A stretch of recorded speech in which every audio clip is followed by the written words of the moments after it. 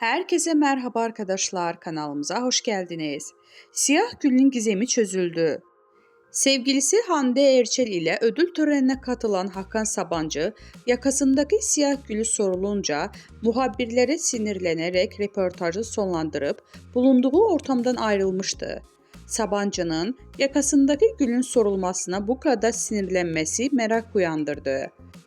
Hakan Sabancı'ya bu kadar kızdırılan yaka çiçeğinin gizemi sırrı çözüldü.